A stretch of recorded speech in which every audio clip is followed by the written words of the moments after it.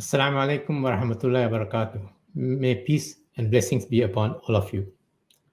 Her Excellency Dato Sri Haja Nancy Shukri, Minister of Tourism, Arts and Culture, Malaysia, Aisha Islam, Vice President, Southeast Asia Products and Innovation Lead, Mastercard, distinguished guests.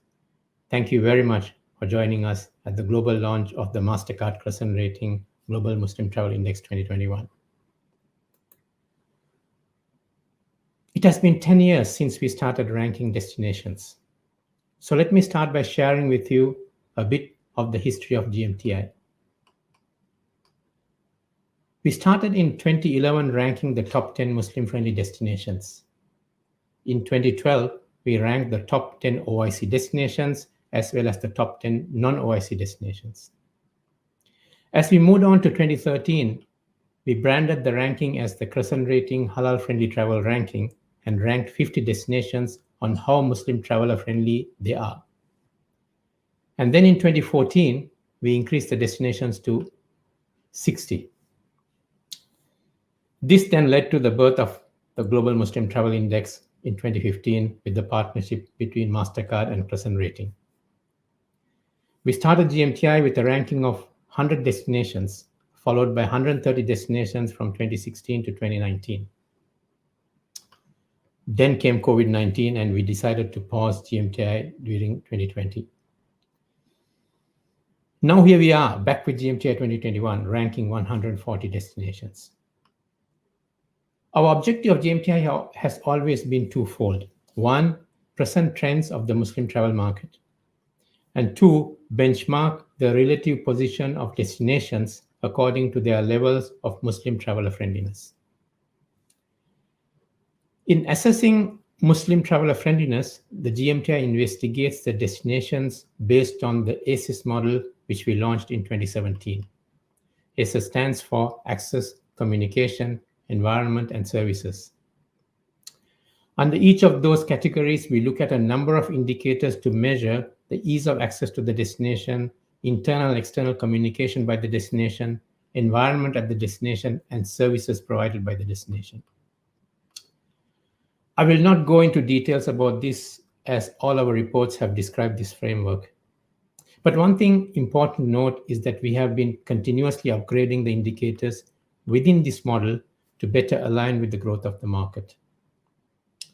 This year, we have revamped the communication category and also paused looking into visa requirements and unique experiences. As for the weightage of these four categories, it remains the same as in GMTI 2019. Apart from GMTI ranking, this year, given the COVID crisis, we have also correlated the top GMTI destinations with travel readiness indicators. These indicators are based on the data by Coronavirus Government Response Tracker. Based on that data, we have developed a model to look at the measures in terms of prevention, detection, and control by the destinations. It is important to note that these travel readiness data is really a moving target, as the situation in many destinations keeps evolving almost daily. In the report, we have taken a snapshot of the data on the 20th of June, 2021. Now let us look at some of the Muslim market insights. Let me start with the Muslim travel market numbers, which I already shared yesterday in my opening remarks. Muslim market grew to a record 160 million in 2019. Of course, 2020 brought all the travel sector down. We estimated that in 2020, the Muslim arrivals dropped to around 42 million. As we see that the Muslim travel market As we see some recovery, we estimate that 2021 arrivals will be around 26 million. We also project that the Muslim travel market should recover up to 80% of the 2019 levels by 2023. So which are the top outbound markets? These 20 markets in 2019 accounted for around 78% of the total Muslim outbound market. GCC destinations accounted for around 30%, Southeast Asia 10%, Central Asian destinations accounted for about 9%, and Western Europe accounted for about 7%. How about the inbound markets? These 20 destinations accounted for around 65% of the total Muslim arrivals in 2019. Why am I mentioning 2019 most of the time? Since we are benchmarking the 2019 levels as the baseline for recovery, these are some of the destination numbers that we should keep in mind. There are also many discussions on bubbles and corridors. In the immediate future, travel will be managed and regulated between destinations that are COVID-19 safe. Travel bubbles will first be established between two destinations before expanding to travel corridors with a third destination or more. So these are proposed model to assess destinations that can be mapped to one another for accelerating the growth of Muslim travelers. These three key steps of the model could unlock a number of opportunities for destinations. To help with that, we also looked at the destinations which had more than 2 million inbound and 2 million outbound Muslim travelers in 2019. These destinations should be, of course, evaluated based on the GMTI and the travel readiness indicators. Now let's look at the GMTI 2021 results. Although the pandemic has ravaged the tourism sector, when it comes to Muslim-friendly facilities and services, the foundations that destinations have been putting in place for several years remain ready to be activated as travel reopens. In fact, some destinations have continued driving stakeholder awareness, capacity building, and destination marketing to the Muslim markets even during the pandemic. In terms of the top 10 GMTI ranked destinations, Malaysia remains the top ranked destination in the GMTI 2021, as it has been since the launch of the index in 2015.